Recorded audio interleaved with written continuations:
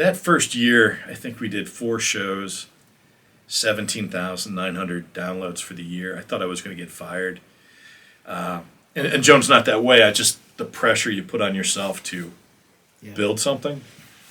And there's only 4 of us in the company at that time. Now you fast forward to December 31st, 2022, over 200 shows, 14.5 million downloads. It's been a rocket ship since we switched from Front Porch People to Evergreen. Now we've got, you can see the studios that we're in now. It's incredible. They are luxurious. I will say that. We put a state-of-the-art feel on podcast production. So it's been a wild ride. Yeah, I mean, I can't believe it's been 6 years.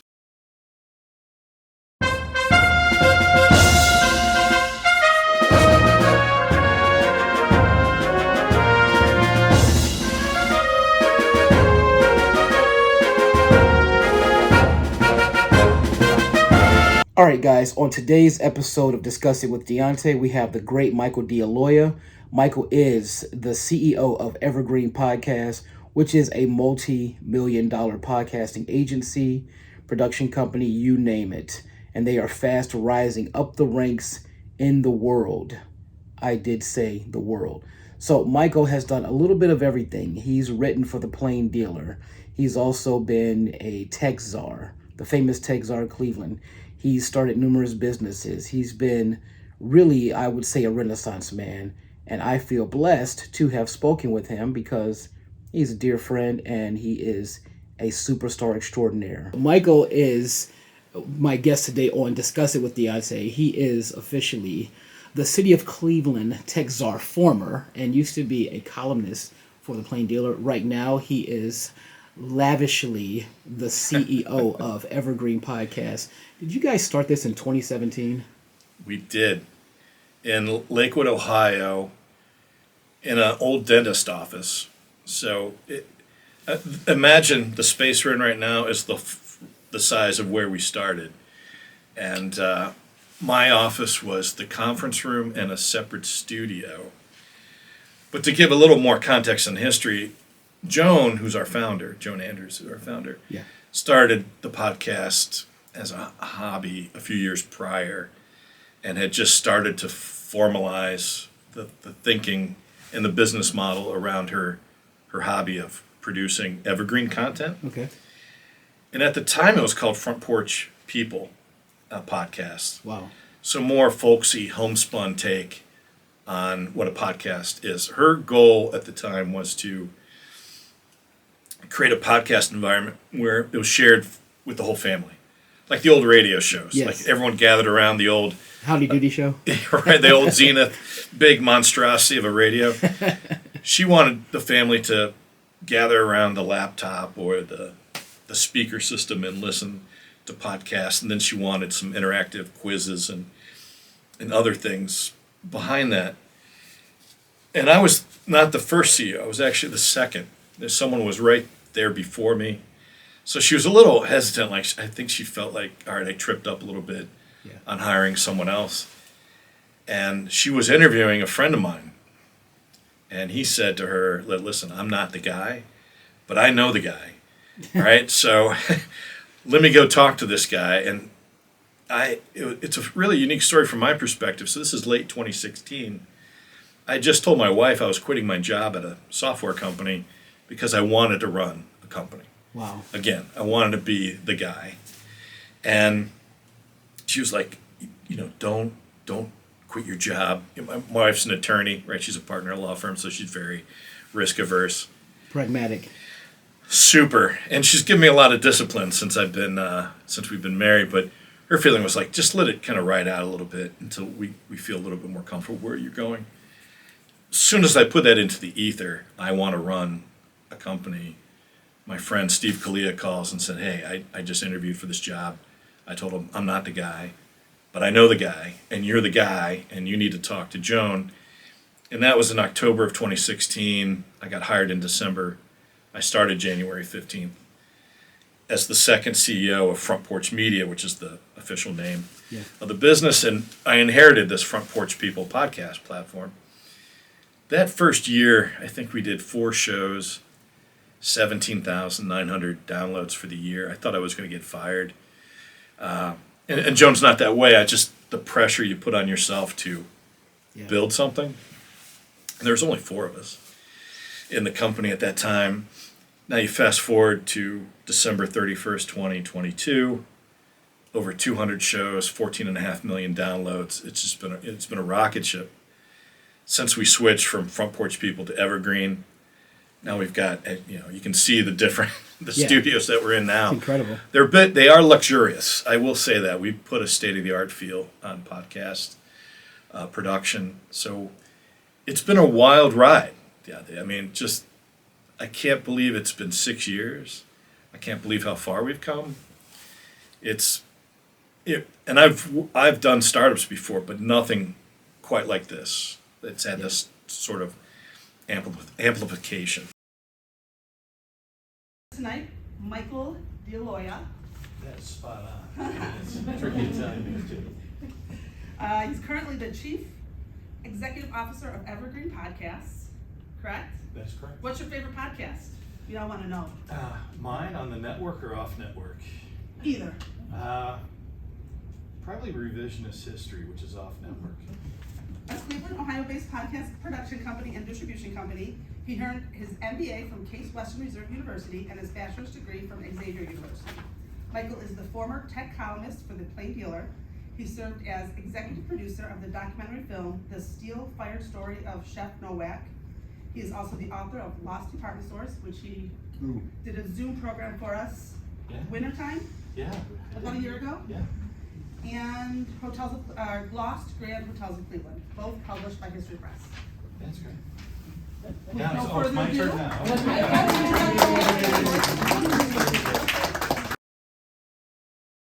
Well, I tell you what, just being here, and from the moment I came here initially, which was August 31st of last year, I was always enthusiastic. There's a certain vibe here that just makes you feel like, man, something magnificent is happening here. And I love the fact that everything that you guys have been starting all these years, it's being amplified. And what would you say is the thing that gave you the appetite to want to do a podcast? Because that was kind of different from, because you were a Plain Dealer columnist prior to that in the Texar and all that stuff. Yeah, that was a part-time gig. I always had a corporate job. The Plain Dealer never paid well enough for me to do it full-time. Where were you corporate at? Then I was at Expedient. I was a regional vice president for a data center business. Oh, so very important is what you were. I was a suit. Right. I had always wanted to be in a media business. I had never had that opportunity. Plain Dealer, I was writing. I was an employee or contractor. So I wasn't there day to day. I wasn't doing any management of the sort. But I love media. I had a run for 20 some years in the tech space. Started a number of companies. We sold 2 of them. I wanted to change of pace. I wanted to try something different.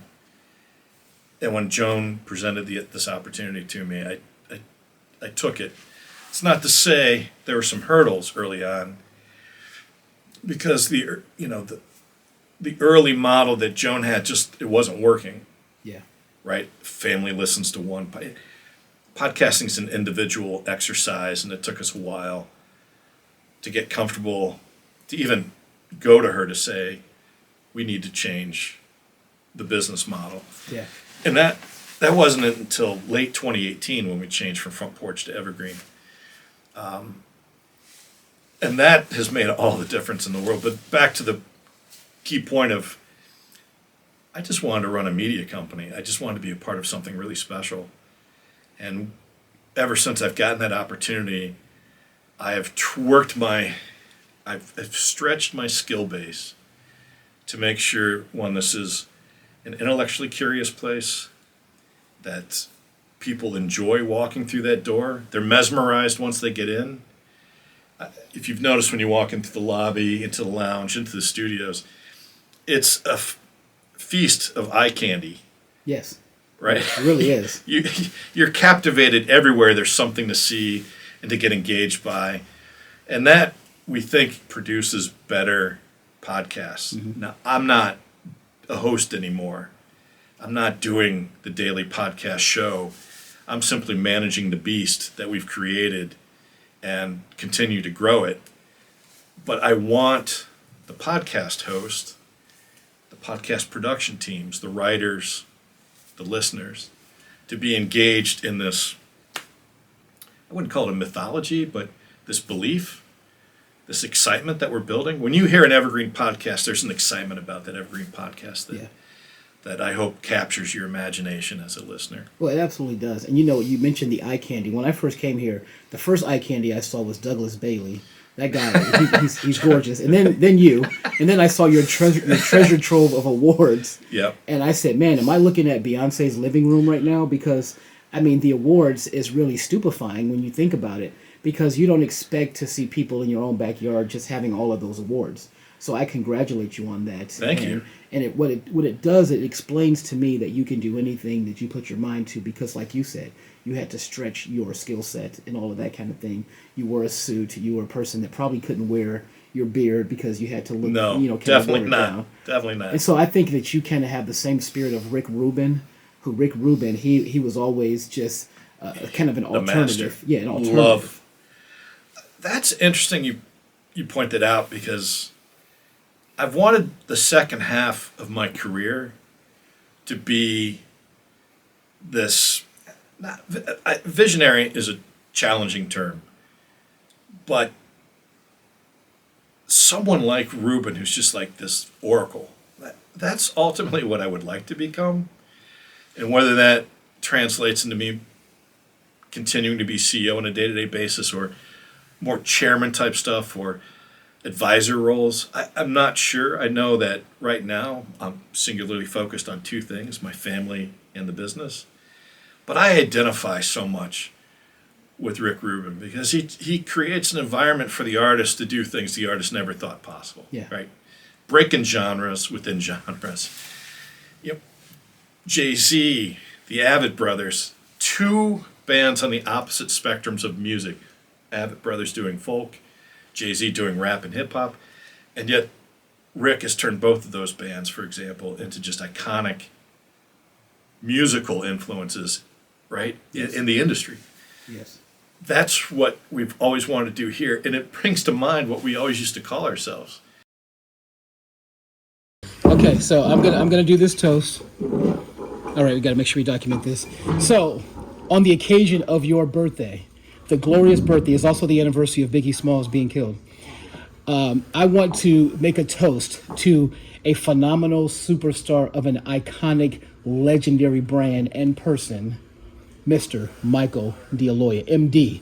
MD. Not a medical doctor, but a master dominator. Yeah. I want to tell you, live long and prosper, and thank you for showing us the way. Happy birthday, man. Happy birthday. Salute. Cheers.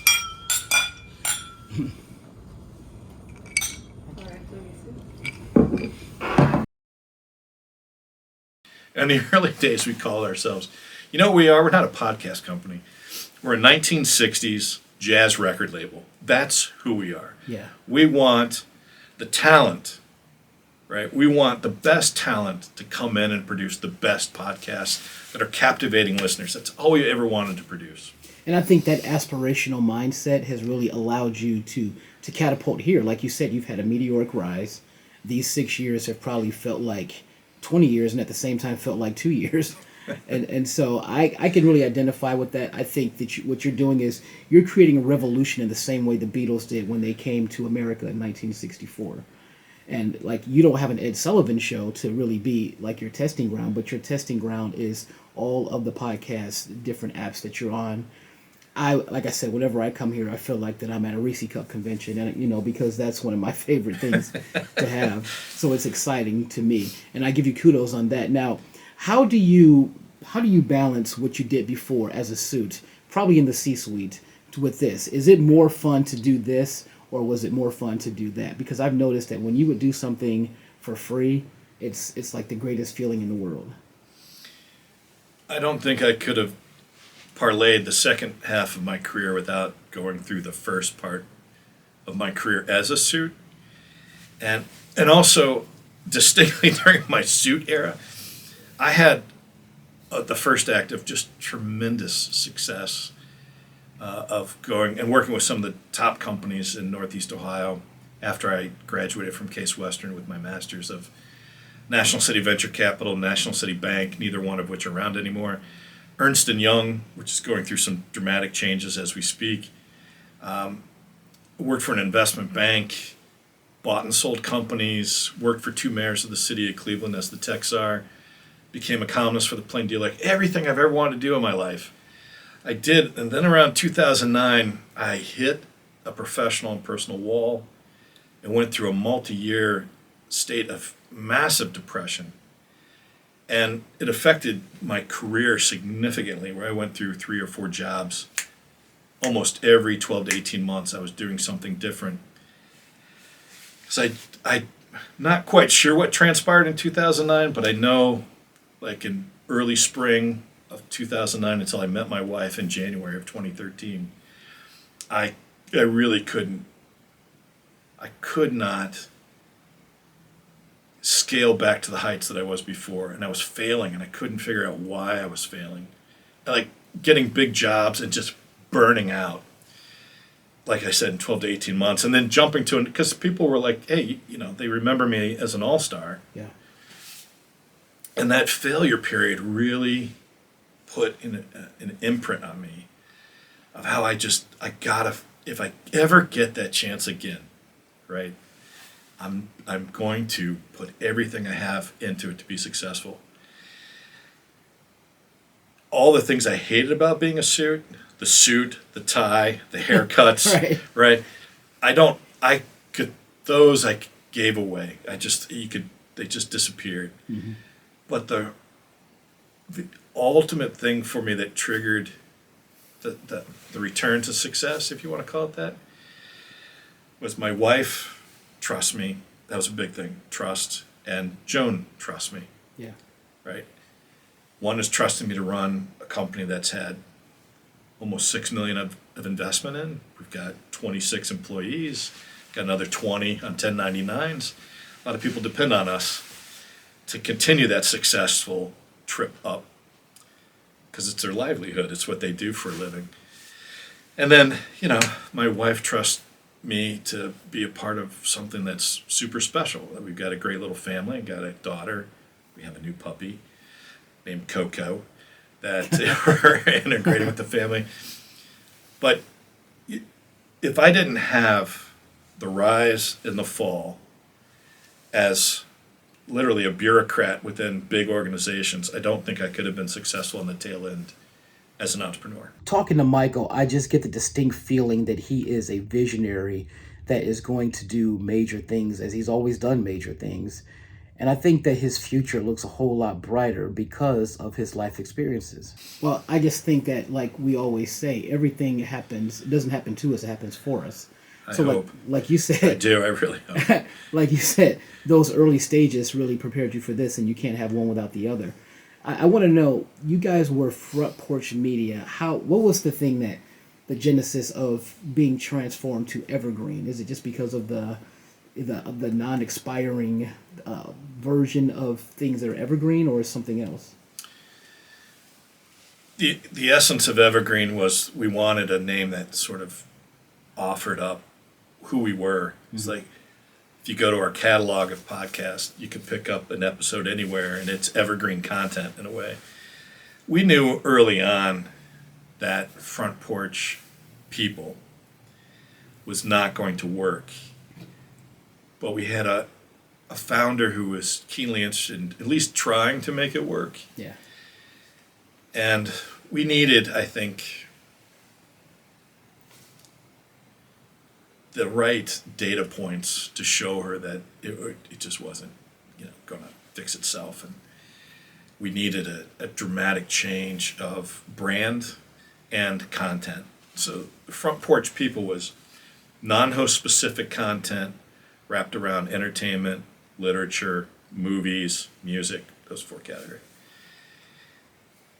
We switched it to a more forward, approachable brand where the host was taking the lead on the shows as opposed to the show titles. Yeah. And at the same time, we launched a partner program. So independent podcasters who need support to help their shows grow. That philosophical shift, which was major internally, began this dramatic increase of downloads and listenership. And we just keep feeding the machine, although we've had to change our vetting structure. So, for example, we were talking about startup podcasts before we started recording. In the early days on Evergreen, if you had a podcast with a couple hundred downloads, you were almost guaranteed to get on Evergreen. But as we've grown, because of the commercial viability, we need cash coming in to support the shows. If you're not at 5,000 to 10,000 downloads a month, it's a real hard exercise to get you on to the network, unless you're super niche or B2B, right? Because it's a very targeted audience. We do make exceptions rarely, but we do if we're trying to finalize, let's say, a lineup for a genre. Perfect case in point, we just launched a motorsports network called Pit Pass Motorsports, and we launched with 6 motorsports shows. We launched this 2 weeks ago. There's 2 or 3 large anchor shows that are propelling everybody up because we're cross-promoting the shows, and they're kind of served as an all-inclusive bunch of shows to the listener. We probably wouldn't have taken on some of those smaller shows had we not had some of the anchors and a vision for what we can do in that particular genre. So it's a little bit more complicated in the vetting part, but there's a minimum download that we need now in order for anyone to kind of jump onto the network. So that's really powerful because you are into the nuts and bolts of this, but you haven't really done this before. So how did you learn all the ins and outs of what makes a successful podcast company? Okay, guys, what did you think of this presentation? Yeah, all right. Okay, the check will be in the mail. We fumbled, stumbled, and bumbled our way through it. We were all amateurs.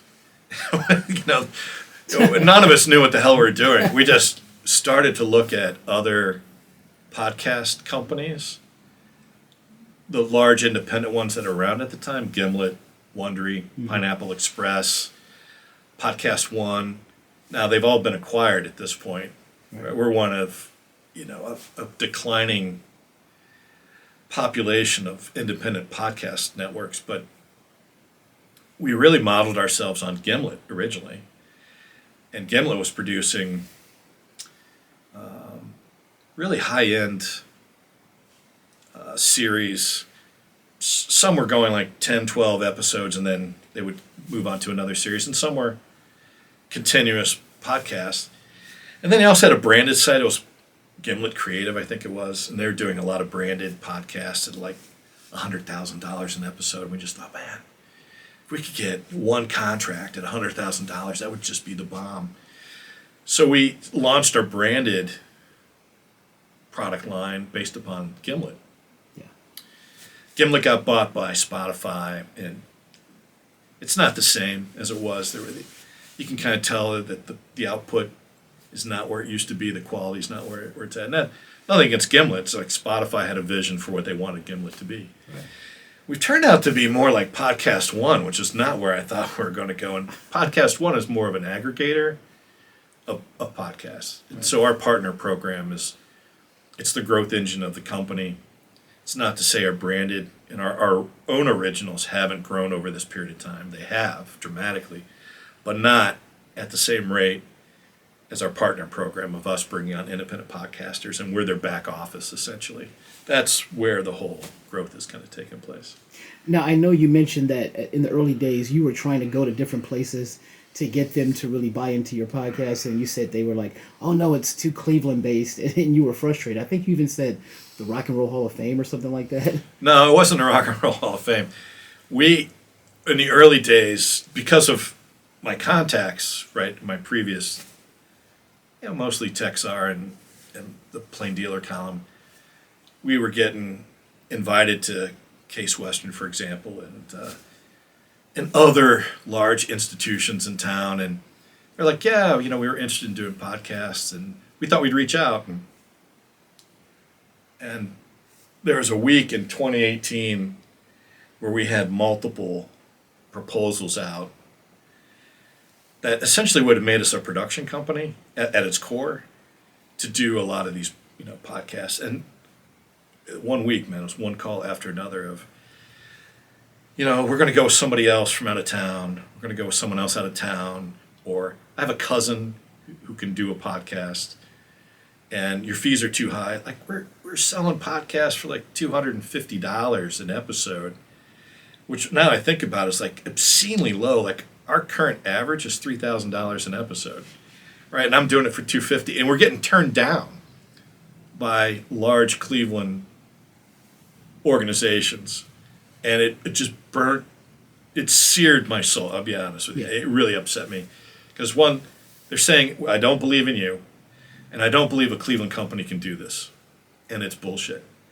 And at that point, I was just like, screw it, man.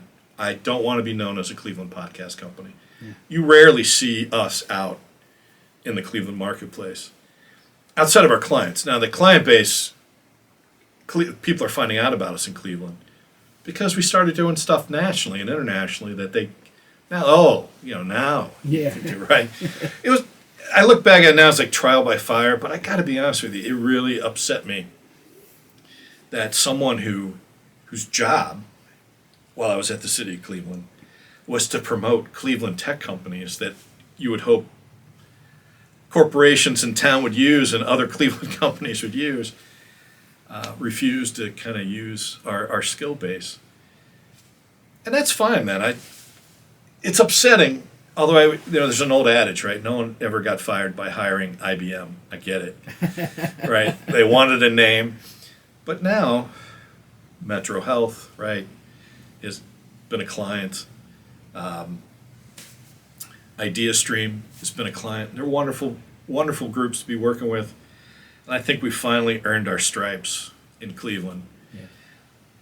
But it was a great lesson for us early on because it's like, hey, we cannot count on Cleveland supporting us enough to get to where we want to go. Yeah. So we got to change. And that was another influential component of why we changed to Evergreen from Front Porch People. Every time I've been at Evergreen Podcasts, it really is like being at Disneyland, especially when you are an entrepreneur and you are a creative such as I am. And Michael is the actual perfect person to steer this ship because he has ideas like you wouldn't believe. It's amazing because when you think about it, almost everything that tries to originate in Cleveland, they have to go somewhere else to get respect. Like even when you think of Bone Thugs and Harmony, they are from Cleveland, but they had to go out to California and meet Eazy-E. And, right. And now they're loved in Cleveland because of that. And even Steve Harvey, who's from Cleveland, Arsenio Hall, who's from Cleveland, they had to go somewhere else to get massively successful, and now they don't even look in the direction of Cleveland. So it makes you wonder, is a terminal tower, would it be looked at as the World Trade Center if it went somewhere else? I think Cleveland, listen, I used to say this at the city when I look at various politicians, they've only known retreat. Yeah. You know what I'm saying? Like Frank Jackson, who at his heart is a sincere, dear guy, right? Should he have been mayor? Another question and debate for another time. But when he started in politics, the city still had 600,000 people in it. Mm-hmm. By the time he became mayor, there's 350,000 people in the city, right? So they've only known retreat and loss. Yeah. You know what I'm saying? Yeah. Loss of jobs, loss of national respect, loss of this and that. And the people who are running a lot of the major organizations in town, quite frankly, aren't from Cleveland, so they don't know the lay of the land. So I'm not upset that they overlooked us. I am a little bit. But I wish they would have given us a chance. I think it would have altered the trajectory a little bit. But ultimately, looking back on it, it was a saving grace I don't know why Cleveland does this to itself. Now, we bought a property in the city of Cleveland, and we're buying others around us so we can expand and kind of control our destiny a little bit. Cleveland has great opportunities for this. Listen, I will tell people, if you want to start a business, there's no better place than Cleveland to start it, especially if you want to scale nationally. Reasonable salaries, really inexpensive infrastructure. Utilities are fairly inexpensive, water, electric, internet, super cheap. And you've got all these buildings that merit new life and structure. Like you're walking through our studios today. This was the old WDOK radio station, Yeah. right? That we've given new life to. I mean, it's something to be very proud of. And now we're hiding in plain sight, right? Because when you drive by, this building certainly stands out. Yes. Yes. And so we're always happy when people come in and we can explain our past to them. Yeah, I just love this place. Now, I know that you, like you said, you went to Case Western, you got your MBA from there, and then you also went to Xavier. Now, what have you taken from those experiences to further yourself? Was it just business, or did you learn anything socially that's helping you now? Well, my degree at Xavier was a bachelor's of science in economics, so not a true business degree. And the reason why I went to Xavier was I just felt like I didn't want to be all business all the time. That I have intellectual curiosity. It's a blessing and a curse. I could take a music class if I wanted to. I could take philosophy and religion if I wanted to. Take a lot of English classes. So I always fashioned myself as a writer. So I decided to go into economics, which is a softer business science, and I could still do creative writing. I acted. I got my varsity letter in cross country. I did a lot. I was doing everything I could at Xavier because I just wanted to get engaged and involved. Case was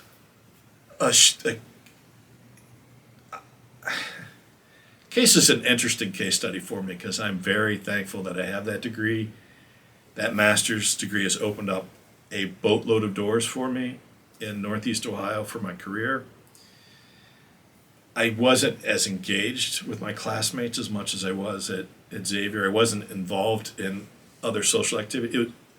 MBA school is all business all the time with a bunch of individuals who were, for the most part during that time, autocrats. Just it's all degree. It's all, there's no forging of big relationships, or it's very competitive, which I also found was a little peculiar. And like I said, the degree has been fantastic for me, and I'm glad I have it. The experience of the learning in that environment was a bit more challenging because you felt really like you're on your own and a bit adrift. I'm huge into building community. This Evergreen to me is a community that, with the 200 shows and the people that we're working with, and that's very important to me. People I get to talk to and the staff gets to talk to on a daily basis, they're legitimate rock stars, right? White House correspondents, war heroes. They are the cream of the crop. They're beautiful people, and I love that we've built that, right? Case wasn't like that at all. It was a very sanitary, harsh environment. Wow, so you kind of succeeded almost in spite of that. It was hard. There's no creative outlet for me. Yeah. That's an uphill battle. Like we talked about Rick Rubin, can you imagine him without a creative outlet? He has to have it. I mean, it feeds your force, right? I mean, and I want to be on the light side of the force. So you want to feed. I read like a machine. I still write. I'm indulging a little bit in music right now, and I know my staff is like, "Oh my God, he's trying to play DJ and stuff." But they've been like, every one of them has helped me. No, you should try. When you're doing music, do this or try this. It's very, just so damn supportive, and that out of everything, anything that we've built is just really amazing to me. Like, people are interested in you. Well, I'm very interested in you. As a matter of fact, you mentioned writing. Now, I know that you are the esteemed author of some really great works. You have the Lost series, the Yeah. Lost in Cleveland, the Lost Hotels, Department Store. You even did 2 books of poetry. Wow, that that's exa- reaching deep. Yeah, it examines sexuality and spirituality. True. And so I'm very fascinated. So walk me through first what brought you into doing the Lost series for the hotels in Cleveland and things like that. So I attended one of Michael's book signings last year, and it was really encouraging to see someone have such a diverse amount of talent. I mean, he's the CEO of Evergreen Podcasts, but he also is an author, a multi-time author, and on top of that, he's a speaker and a presenter. So it's just like, hey, Michael, you're stealing my thunder, man. There's a blog out there called coolcleveland.com. I'm not sure if you've read it or not, but Thomas Mulready started this back in the early aughts. And so I thought, well, I'll just write a cool history of Cleveland. So I had a blog called Cool History of Cleveland. And I had like 50 or 60, different sections written for this blog. And I got a phone call one day. And I was like, hey, this is so-and-so from History Press. And we love your blog and we want you to write a book. And I thought it was a friend of mine because it sounded like this guy I know. I'm like, that's fucking hilarious. Click. And I hung up on the person. And I thought immediately, like, why did I do that? So I called my friend back, like, hey, did you call me? And he had no idea what the hell I was talking about. So I'm like, oh no, whoever called me. I hung up on a legit person. But they called me back like 20 minutes later, like, hey, I'm sure you got your wires crossed or something happened, but we are interested in your blog and we'd like to do a cool series. They'd never done at the time that they wanted me to do cool history of Cleveland. And I came back to them like, well, why don't we talk about what's been lost, like things that I think should still be here. Yeah. And they're cool, and let's start that. So I was the first person in the History Press portfolio to write a Lost series. So Lost Cleveland is the first Lost book in History Press and Arcadia Press. If you go there today, there's hundreds of Lost titles. Yeah. So I was the first to do Lost Cleveland. I was the first to do Lost Hotels. And then I followed up with Lost Department Stores. I love Cleveland history. Cleveland's just got this crazy, unique, and deep history that I don't think a lot of people are aware of. I don't think we use it enough. Yeah. And I really believe there's been a blatant disregard for great architectural and historical elements within the city. And I always found that a bit shameful, but yeah, I wrote these books, and occasionally I get a nice royalty check, and it's all good with the world, That's really fascinating because, like, when I went to the book signing you had way back in October, you were talking about the Collinwood area and how at one time there were like many of the top companies located in the Collinwood area. Now, were you fascinated by that? Because I'm fascinated because Collinwood is just like an urban wasteland now. So, how did you react when you first found that out? Well, once you start to get a better understanding of Cleveland's history, you shake your head and like, what could have been? Yeah. With the right stewardship and the right people, as political and civic leaders, you could have been a juggernaut. Yeah. This was like the 6th largest city at one point in time in the United States. It's lost so much that it's harder now, I think, for the city like this to find relevance and reinvent itself. And they've tried many times. And do you really, on the street level in downtown in Ohio City, in certain places, you feel like, all right, there's a renaissance going on. Go to Collinwood, and parts of St. Clair Superior, Yeah. Right. Fairfax, and you're like, the world has passed this place by. Yeah. And that is unfortunate. When I was working at the city of Cleveland, one of my big initiatives that never really got off the ground was like, what can we do on Carnegie, going from downtown to Midtown? Because at the time it was just a bunch of brick warehouses. Mm-hmm. And the idea was like, well, let's get Sony, let's get, Amazon to build warehouses along Carnegie, because there's a ton of fiber down that strip because of the rail lines. You had access to 480, 77, 71, 90, all in different interchanges, and you had trains. So if you had to have a shipment come in, you could do that. And I can't tell you how many groups fought me on this, like, Midtown, University Circle, and all these other places. There are different leaderships in place. But I think there's a reluctance to try and rejuvenate certain parts of Cleveland. And I always used to say, and you hear it, because back when Campbell was mayor, we were going through a little bit of a renaissance, obviously. Employment nationally was strong.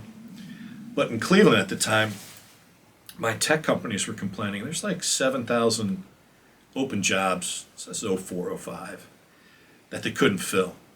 And I always tell people, like, you know what the solution is for Cleveland's employment problem? It's everyone living between East 13th and East 150th from Lake down to Broadway. You figure out how to tap that market and educate those people, you've got your employment solution. It just falls on deaf ears. It's unfortunate. Now, you got Justin Bibb in office at the City of Cleveland.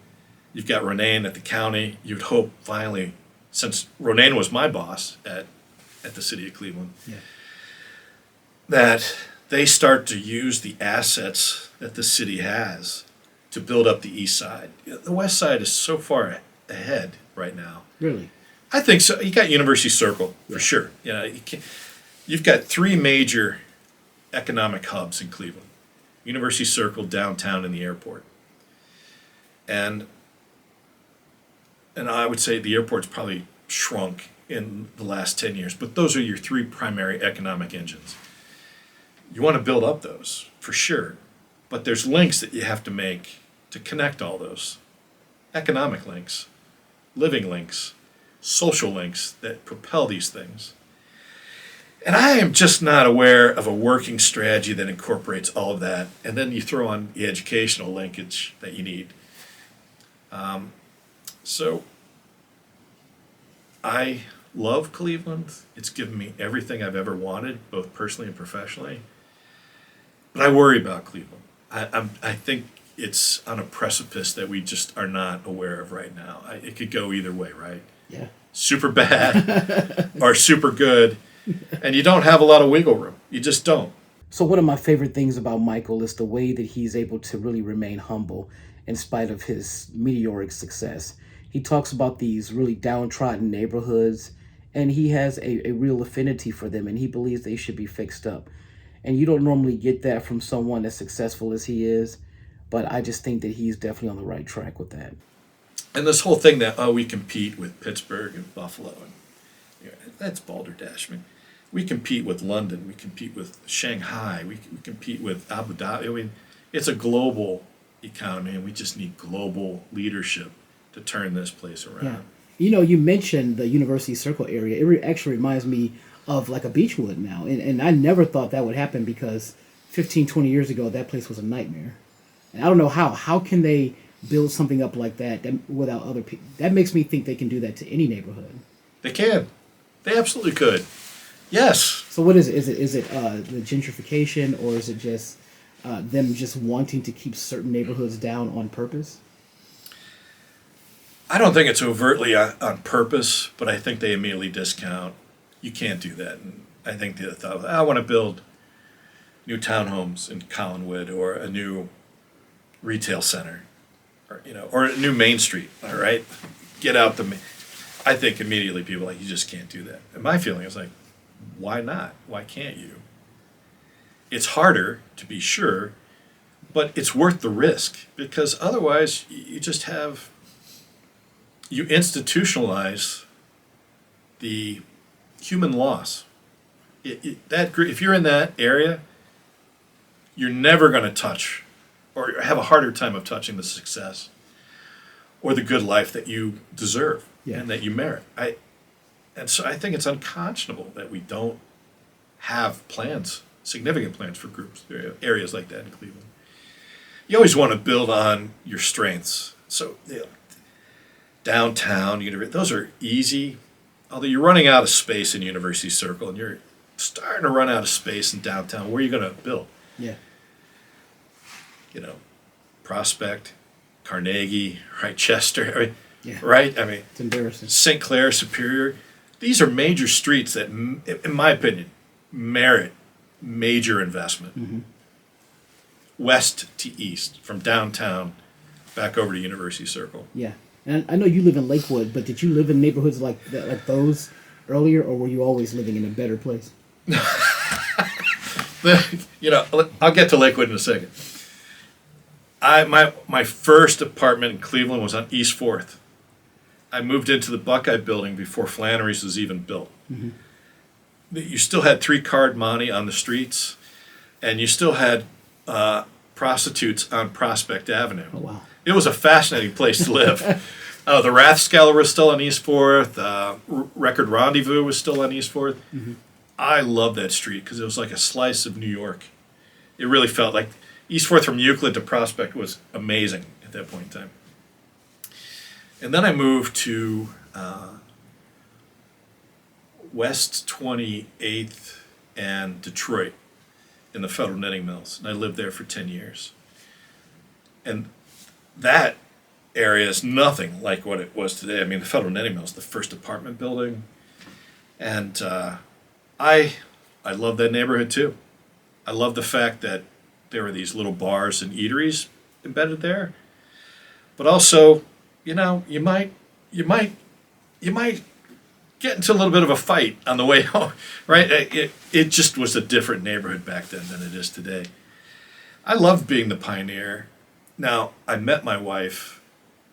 She lived in the same apartment building that I did. She hates me telling me the story. She hates me telling the story. We met on eHarmony. I didn't find out till the end of the first date that we lived in the same building.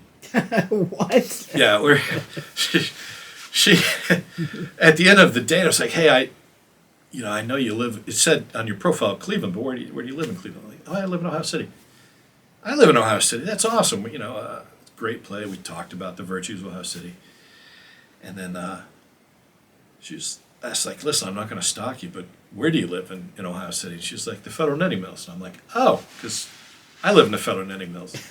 She didn't stop a beat. She was like, please tell me you're not the jerk that has the Texar license plates. I was like, yeah, that's me. What kind of car do you have? I had a little Range Rover. Oh Yeah, God. Yeah. She was just, how preposterous. In her mind, I was like, this guy's got Texar in his license plates. I mean, how preposterous is that? And she's been offering me an ever-increasing amount of money to get rid of those plates. That's so funny. But, yeah, that's how we met. And then when we got pregnant, her feeling was, I just need a place to walk 2 miles. And we made this safe bet to go to Lakewood. And we love Lakewood. It's cool, but it's not Cleveland, man. And we both miss it. And I think in retrospect, I think we made a mistake of moving out. Wow. And I think my kid would have loved, when we bring Illy into the city, she just loves, everything's bigger, right? The streets are wider, the buildings are taller, there's more energy, Yeah. right? We just live in a very safe neighborhood on the lake. And the only thing that we really have in our house is Lake Erie is right out my front door. Otherwise, it was a safe mistake. But both of us, now that we're getting a little older and the kids getting, I was like, yeah, we should have stayed. Probably should have stayed in my apartment for a few years with the kids, because kids don't know, Yeah. right? And looking back, I think both of us were like, we could have stayed. It would have been great. How many kids do you have? Just the one. And how long you been married? It'll be 8 years this year. Wow. And I have a 9-year-old daughter, so. Oh. We did a little backwards, but it worked out great. I was older. I just turned 54 today, right? Wow. I was 45 when we had my daughter, and it was it shook me. Like I mentioned, I was going through this depression, and when I saw a picture of her, those in vitro photos, Yeah. It was just like, all right, man, I gotta get my shit together because I've got this life force that's dependent on me. I've totally jumped into being a dad, and one of the great things here is like yesterday, it's like my wife calls like, hey, my wife's an attorney. I got to be in court. Can you be home to make sure the kid gets home safe and take off? I'm still working, of course, but I'm home with my kid, and that's a real meaningful thing for me. Wow. I tell you what, man, you are officially a role model, and I look up to you, and it's very necessary for people like you to exist because it elevates the thought process of all the rest of us and our own ceilings. And I just want to thank you and commend But we you. have no ceilings, man. That's just right. That's my point. Yeah, that's right on, man. It's like it's an illusion. I would say my final thoughts on Michael DeAloia is he is fascinating. He is a high achiever, and he is a great, great person to be around. If you ever want to be around someone who is amazing and incredible, that's one thing. But when they're amazing, incredible, and they are humble, not pretentious, and very down to earth, that's when you hit the jackpot. And Michael, you, my friend, are a jackpot. I really appreciate you, man. I really appreciate our friendship, and I'm very thankful every time you walk through this door, and I love our conversations. Oh, man. Yeah, like I said, you are a great American hero to me, so that means a lot what you just said. Rock and roll, brother.